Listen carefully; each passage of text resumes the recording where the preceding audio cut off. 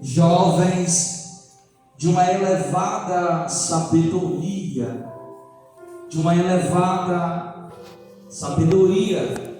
e de conhecimento, entendimento. E entre esses jovens estavam Daniel e os seus amigos, e o propósito que o rei levara-os para que eles pudessem servir o rei Nabucodonosor no palácio.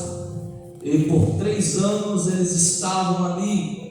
O que me chama a atenção é que ao decorrer deste tempo em que eles estavam se preparando para poder exercer no palácio, é claro que o texto de Daniel, no capítulo 1, no verso 8, a Bíblia nos deixa claro que Daniel, ele propôs no seu coração a não se contaminar com os manjares do rei. Perceba que aqui nós vemos que em Daniel o maior propósito era em obedecer a Deus.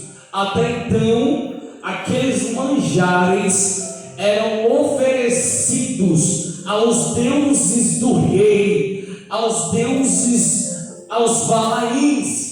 Então Daniel, ele tinha ciência, e Daniel, ele disse: não vou me contaminar com esta comida, não irei me contaminar com estes manjares, porque quando se trata em contaminação, logo se quebra princípios, e quando se quebra princípios, nós nos colocamos à desobediência a Deus. Perceba que Paulo, ele escreve na Epístola aos Romanos, no seu capítulo 12, ele escreve algo curioso, que nos traz uma memória plena em como nós devemos nos comportar diante de Deus. Deus está falando com a igreja, Deus está dizendo para a igreja que é tempo de nós estarmos afiando a nossa espada, é tempo de nós estarmos batalhando, porque não temos tempo para nós brincarmos de nós sermos cristãos. É tempo de nós estarmos com uma mente voltada aos céus, como diz em Colossenses capítulo 2, verso 5. Olhai para as coisas que são de cima, e não para as coisas que são de baixo. Mateus capítulo 6, verso 33, vai dizer assim: olha, buscai primeiro o reino dos céus e a tua justiça, e as demais coisas vos serão acrescentadas. Então Daniel estava dizendo: eu temo ao Senhor, como diz em Provérbios capítulo 1, verso 7, o temor ao Senhor é o princípio da sabedoria. Logo, quem teme a Deus é sábio, e sabedoria aqui é temer ao Senhor. Sabedoria aqui não é conhecer, sabedoria aqui é você temer o que se conhece, porque há muitos que conhecem, mas simplesmente não temem. É por isso que Oséias, ele escreve no seu capítulo 4, versos 5 a seguir: o meu povo perece por falta de conhecimento, e o maior erro, o maior pensamento errôneo não é ter um conhecimento. O maior erro é rejeitar o conhecimento. E por rejeitar o conhecimento, Osés declara que o povo foram rejeitados. Então assim, irmãos, nós temos que aproveitar o conhecimento em Cristo, o conhecimento da palavra, o conhecimento em estar aos cultos, o conhecimento em saber ouvir, o conhecimento em estar pronto a falar, porque o que se tem é pessoas que não ouvem mas quer falar. É quando não se ouve, não tem argumento para poder falar. É verdade. Aleluia. É por isso que o povo eles estavam sendo levados para a perda, a ruína. É porque eles estavam esquecendo de vivenciar os princípios de Deus. Não vim aqui simplesmente para ser mais qualquer profeta que está por aí profetizando o que o povo gosta de ouvir, as fábulas do Evangelho que muitos fazem por aí, as fábulas que estão escritas na primeira epístola de Paulo a Timóteo, aonde as pessoas estão pregando o que as pessoas querem ouvir. Só que Deus me chamou para pregar o que nem todos querem ouvir, mas o que as pessoas necessitam ouvir. Uma coisa é eu querer, outra coisa é eu necessitar. Nem tudo que eu quero é o que eu necessito, mas tudo que eu necessito é o que Deus quer. Aleluias! Glória a Deus. Romanos capítulo 12 vai dizer assim: pela compaixão de Deus, apresentai os vossos corpos como sacrifício vivo, santo e agradável a Deus, que é o vosso culto racional. Não vos conformeis com este mundo, mas transformai-vos a vossa mente, para que experimentem qual é a boa e perfeita vontade de Deus. Então o verdadeiro culto aqui, que Daniel estava apresentando a Deus, não era agradar o rei humano, mas era agradar o rei celeste. Então Daniel propôs em seu coração: não se contaminar. Ele diz assim: olha, dá-me 10 dias, e a minha comida aqui vai ser legumes. Eu quero jejuar, eu quero me consagrar a Deus, eu não quero me contaminar com esses manjares, porque o pecado em si, ele é bom. Mas Romanos capítulo 6, verso 23, vai dizer que o salário do pecado é a morte, mas o dom de Deus é trazer a vida eterna. O pecado trouxe para o povo consequência. Então assim, na segunda leva, no ano 597, quando Nabucodonosor invade, ele leva consigo 10 mil cativos, e entre esses cativos estavam Ezequiel, o profeta, a qual eu li no capítulo 37, verso 1 a seguir. Estava Ezequiel. Agora o mais interessante aqui é que Ezequiel, ele era de uma linhagem sacerdotal, e Ezequiel, ele estava preparando para poder exercer o seu papel fundamental no templo. Só que, como é que se exerce um papel sacerdotal longe do templo e cativo? Como se exerce aquilo que Deus havia estabelecido na vida de outrem, sendo que essa pessoa já não tem mais a oportunidade, porque essa oportunidade dela foi tirada, foi arrancada. Só que para todo projeto de Deus na vida de alguém, sempre existirá um plano B, sempre existirá um escape. Talvez você achou que era para você servir de uma forma, só que Deus, ele estabeleceu na tua vida uma maneira diferente para você servir. E se você não servir da maneira que Deus estabeleceu, não vai dar certo. As coisas não vão fluir, porque tu está querendo forçar a barra, tu está querendo forçar, e Deus está dizendo: não é por força, é nem por violência. Zacarias capítulo 4, mas é pelo meu Espírito Santo. Glória. É Deus dizendo: eu te escolhi, eu te gerei. Não force a chamada, mas desde que a chamada ela seja natural na tua vida. Tem muita gente forçando a chamada, tem muita gente tocando aquilo que não foi para tocar, tem muita gente fazendo aquilo que não foi para fazer, mas é Deus dizendo: mas aquilo que eu te chamei para fazer, faça, porque quando não faz, glória, aquilo que Deus mandou, Deus está dizendo: a perfeição, ela vai te acompanhar. Glória! Porque o verdadeiro adorador aqui, ele não precisa do tempo.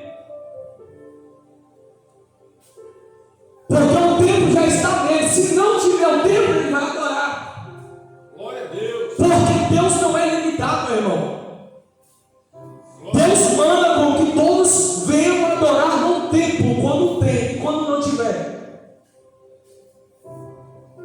Eu lembro que na pandemia do ano de 2020, a partir daí, teve muita gente que ficou em casa. Só que não usaram a sua casa como templo. Não usaram a sua casa como um santuário de adoração. Aí saíram da presença, porque não estavam podendo vir para a igreja, porque havia um decreto que era necessário fechar, entre aspas, as igrejas, para que a pandemia, para que o vírus não se avançasse. Ou seja, quem estava no templo eram poucas pessoas, era o pastor, eram alguns obreiros que faziam live para que os irmãos pudessem acompanhar. Só que a pergunta era: quantos que de fato acompanharam essas lives? Quantos que de fato se tornaram o culto para Jesus? Não, muitas pessoas desviaram, afastaram, porque tem muita gente que estão vivendo independência, igual aquele paralítico, está necessitando de 4 amigos para levar ele para o telhado para poder descer até Jesus. Mas e se não tiver 4 amigos para fazer isso por você? Acorda, igreja. Você não foi chamado para ser carregado, não. Você foi chamado para carregar o glória. Você foi chamado para levar pessoas a Jesus. Tem muita gente que está paralítico, não consegue andar e está dependendo de você. Não é você que vai depender de paralítico, não. É o paralítico que vai depender de você. Deus te chamou para essa terra, para que você fosse um canal de bênção. Mas enquanto isso, tem muita gente que está sendo um depósito de bênção. Sabe o que é isso? Tem muita gente que está guardando a bênção para ele. Está guardando um milagre para ele, virou um depósito. Está armazenando aquilo que Deus está mandando compartilhar. Sabe qual é a diferença entre canal e depósito?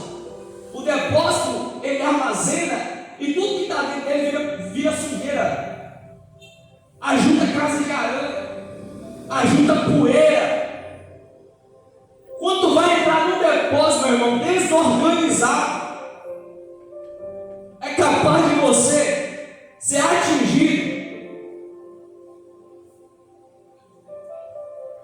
por uma caixa mal colocada. Então assim, depósito ele armazena, canal ele compartilha, ele transmite. Deus te chamou para transmissão nesta última hora. Deus te chamou para você começar a transmitir as bênçãos. Aí Deus está olhando para Ezequiel: calma, não é o fim. Porque Ezequiel, ele sabia que em 100 tempo ele não teria como exercer a chamada, não teria como ele ser sacerdote. Ele estava se preparando, tinha 25 anos aproximadamente, como diz a história. Só que quando Nabucodonosor invade a cidade pela segunda vez, leva ele, e não tinha mais como ele poder exercer. O interessante é que no ano 587, Nabucodonosor não só levou o cativo, mas ele fez o quê? Ele reuniu, presbítero, as forças babilônicas, todo o teu poder bélico, ele reúne e vai para poder destruir. Quando ele chega até Jerusalém, ele destrói o quê? O poder, a força. O que é a força de uma cidade? É os muros. Os muros da força. Resistente. Uma cidade que não tinha muro, ela era uma cidade vulnerável. Todo mundo entrava e saía. Mas uma cidade que tinha muro, meu irmão, era vigiada por sentinelas. Era intacta. Lembra de Jericó? A única forma de conquistar Jericó não era atacar as portas, porque as portas eram fortes os muros eram gigantescos, a única forma de conseguir destruir Jericó era fazer o que Deus mandou: caminhar ao redor dela. Porque existem maneiras que Deus quer te usar para confundir o inimigo nessa noite. Quando Deus mandou você rodear e interceder, Deus não mandou você atacar, porque Ele sabe que a arma que o inimigo preparou é letal, mas a arma que Deus preparou para a igreja, ela vai além da letalidade. Os seus inimigos prepararam contra ti. 1 Jeremias capítulo 1, verso 19. Eles lutarão contra vocês, mas não prevalecerão. Capítulo 14 de Êxodo 14. Eles pelejarão contra vocês, mas nessa luta vocês não vão pelejar. Eu vou pelejar por vocês e vocês vão se calar. Tem luta que é você e Deus. É Deus dizendo: você se prepara, revestido de toda a armadura de Deus, para que estáis firmes. Deus não está dizendo para que vocês atacam, mas é para que vocês estáis firmes contra as astutas ciladas do diabo. Então aqui o revestimento não é para atacar, mas é para resistir. Tiago vai dizer assim, Tiago capítulo 2, verso 7: sujeitai-vos a Deus, resistir ao diabo, e ele fugirá. Então assim, o que Deus pede para a igreja é resistência. Só que essa resistência um pouquinho está se apagando. A igreja está perdendo a resistência. Aonde? Na oração, no jejum, na consagração, na palavra, nos ensinos. A igreja tem perdido essa essência. Mas eu ainda creio que essa igreja, ela será, glória, contemplada por um avivamento do Senhor. Eu creio que essa igreja, ela vai ser contemplada por um poderio, glória, que vem diretamente do trono da graça sobre a igreja. Pessoas aqui serão, glória, renovadas pelo Espírito. Pessoas aqui serão fortificadas pelo Espírito.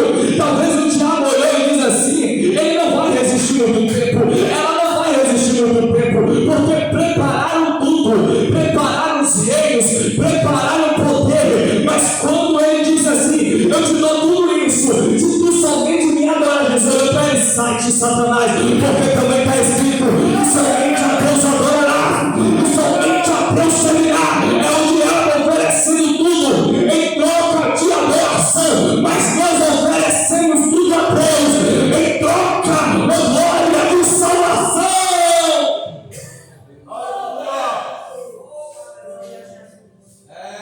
Nós oferecemos tudo ao Senhor nessa noite, em troca de resistência. Nós oferecemos tudo ao Senhor nessa noite em troca de cura. Nós oferecemos tudo ao Senhor em troca de liberdade. A Bíblia diz lá em João capítulo 8: eis que o filho sempre está em casa, e se o filho vos libertar, verdadeiramente sereis livres. Porque enquanto muitos estão sendo oprimidos, é Deus dizendo: é porque ele tem sido servo do pecado, é porque tem sido servo da maldade. Mas se ele abrir o coração hoje e deixar o filho libertar ele se tornará, oh glória, não mais servo do pecado, mas servo daquele que venceu o pecado, aquele que venceu o pecado, aquele que venceu a morte. Em tuas mãos está a chave, oh glória, do abismo, da morte, do inferno. Não, aleluia, Jesus, ele não tomou, não, ele sempre tinha em tuas mãos, oh glória, chaves. Glória a Deus. Aleluia. Tem muita gente aí dizendo: não, Jesus tomou a chave do inferno. Não, Jesus sempre teve o domínio, meu irmão. Glória a Deus. Nunca perdeu o domínio daquilo que ele mesmo é o dominador. Quem perdeu o poder foi Adão, pela desobediência. Deus deu a Adão poder. Deus deu a para constituir, para poder dar nome, e nome. Até a sua esposa foi ele mesmo que deu nome. Então assim, Deus deu a ele poder, domínio. Só que ele abriu mão de tudo isso para um momento de prazer. Só que Jesus não. O segundo Adão ele veio,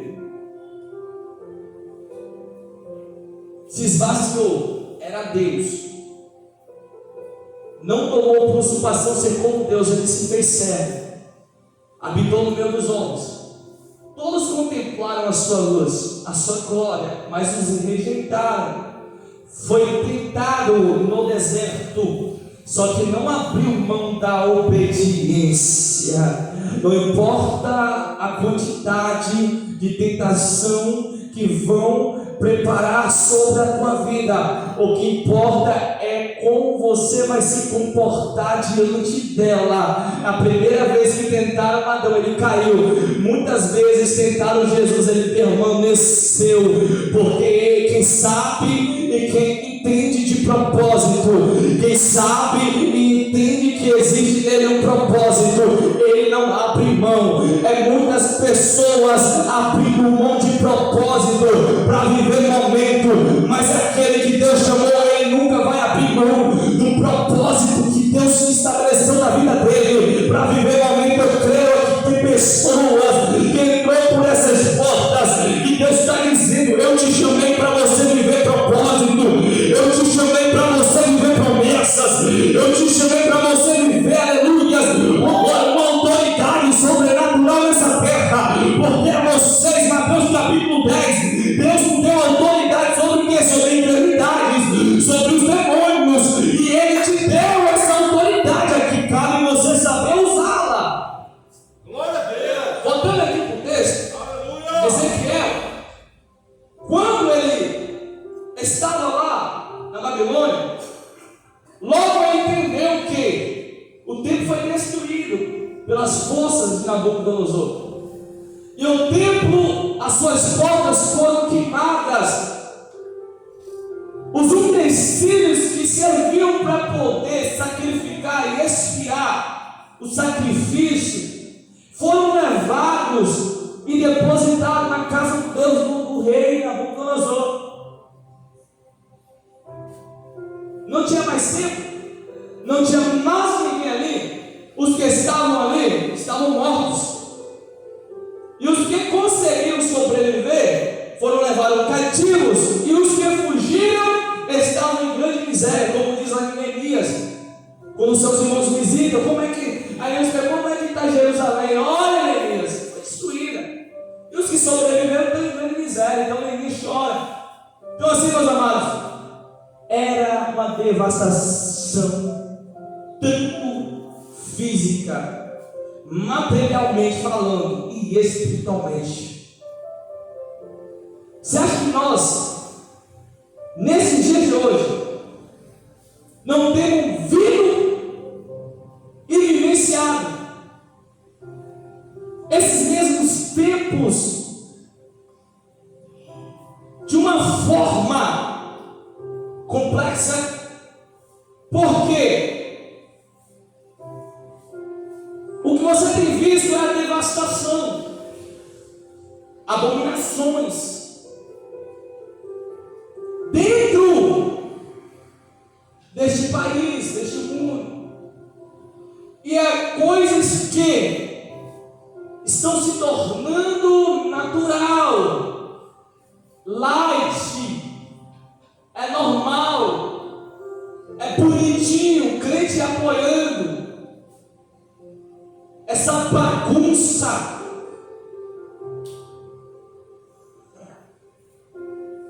é tanta abominação, meu irmão, que se não for a Jesus, Deus já tinha destruído, meu Deus, Deus já tinha devastado com a humanidade, meu irmão.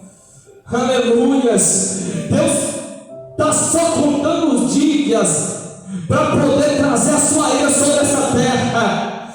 Meu Deus, estão olhando para Jesus Cristo e estão brincando com Jesus. Jesus é gay, Jesus é lésbica, Jesus é não sei o que. Aonde meu Jesus é gay.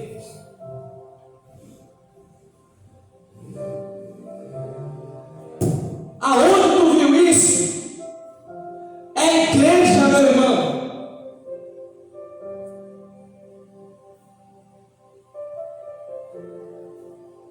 É igrejas que estão abominando a pessoa de Cristo. É por isso que vai chegar o anticristo e vai botar essa cambada no lugar deles. Só que a igreja verdadeira que não apoia essa bagunça, a igreja que não, aleluia, é infiel, não vai provar grande tribulação, mas vão ser arrebatados pelo Senhor. Só que não aprova, só que não aceita, só que não compactua com os padrões deste mundo, com o sistema político maligno que estão implantando neste mundo, porque não existe política, o que existe é politicagem, é corrupção, é lavagem de dinheiro. Mas Jesus está vindo aí e vai botar essa cambada no lugar deles. Glória a Deus. Aleluia. Fala, Deus. Aleluia. Estão brincando com a igreja, mas com a igreja não se brinca. Mateus capítulo 16, verso 18. Quando Jesus olhou para Pedro e disse: Pedro, teu nome é pedra, que significa rocha. Sobre essa rocha eu edifico a minha igreja, e a porta do inferno, as portas do inferno não prevalecerá contra ela. E dá uma cambada de gente sem noção, dizendo por aí que a igreja é apenas um comércio. Ei, cuidado com aquilo que tu fala. Igreja sempre foi igreja, Cristo sempre foi Cristo, o cristianismo foi gerado pelo mesmo. Cuidado com quem você tem apoiado, cristão. Não se assenta na roda dos escarnecedores e não se apoie essas bobagens que falam por aí. Glória a Deus. Aleluia. Bem-aventurado o varão que não anda segundo o conselho dos ímpios, é que não se detém no caminho dos pecadores e que não se assenta na roda dos escarnecedores, mas antes tem o seu prazer. O prazer aqui, meu irmão, não é estar ouvindo de ímpio, não é estar com os pecadores, não é estar sentado com o escarnecedor, não. O prazer aqui, oh glória, o prazer aqui é meditar a palavra do Senhor de dia e de noite, porque existe benefícios para quem vive isso. Antes tem o seu prazer na lei do Senhor, e na lei do Senhor medita dia e noite, pois será como uma árvore plantada junto a ribeiros de água, ou vai dar o seu fruto na estação própria, cujas suas folhas não caem. É tudo quanto aquele que tem prazer na palavra, aleluia, ele plantar, ele fazer. É Deus dizendo: vai ter colheita, vai ter prosperidade, porque quem anda segundo a palavra aqui, meu irmão, ele não anda perdido, não, ele anda direcionado para quem a qual chamou. É Deus dizendo: quem tem palavra, ou quem está vivendo a palavra, esse está vivendo o meu evangelho, porque o propósito aqui é obediência. A palavra foi o que faltou no povo de Israel. Só que o tempo se passa. Ezequiel, ele tinha esse prazer. Só estava no lugar que não era propício. Só que no capítulo 1, a Bíblia diz que no 30º ano do dia 5 do mês 4, os céus se abriram e uma voz disse para Ezequiel: ouvimos isso. Sacerdote dos caldeus, eis que as minhas mãos estão sobre você. Sabe o que significa isso? Não importa o tempo que tu está vivendo, não importa se está no exílio, o que importa é que existe uma mão poderosa sobre você. E o nome Ezequiel significa Deus fortalece. Percebe que o lugar que ele estava era de cativo, era de exílio, era no meio dos cativos, no meio de um povo exilado, um povo que estava sem direcionamento nenhum, varão. Um povo que estava batido, um povo que perdeu seus familiares, suas famílias, perdeu seus bens, perdeu a sua liberdade, sua pátria. Mas eles estavam exilados. Só que Deus está dizendo: olha, Ezequiel, você não precisará mais exercer o seu papel sacerdotal, porque a partir de hoje eu estabeleço na sua vida um papel profético. Porque sacerdote ele leva do povo para Deus, mas profeta é diferente, ele traz de Deus para o povo. E o que está faltando nesses últimos dias é profeta, meu irmão. E para receber de Deus tem que estar com o joelho dobrado. Porque ninguém leva para o povo aquilo que ele não tem, só leva o que tem. Sabe o que Deus está falando ao meu espírito? Filho, diga para a minha igreja que eu quero começar a entregar para ela aquilo que ela não tem para dar. Tem muita gente que querem, mas não se posiciona para receber. Só que Deus está dizendo: você não pode ser muitas gentes, você tem que ser remanescente. Intimidade não se compra, intimidade se ganha, se conquista. No dia que Simão Mágico, no capítulo 11 de Atos, foi tentar comprar o Espírito Santo, Pedro falou assim: que esse dinheiro seja para a tua perdição, porque o Espírito não se compra, o Espírito ele se conquista. Você que não tem o Espírito Santo, porque uma diferença você ser batizado no e você ser batizado com, aleluias, com você é batizado recebendo os dons espirituais, recebendo a plenitude. No Espírito é quando você desce as águas. Então se eu não sou batizado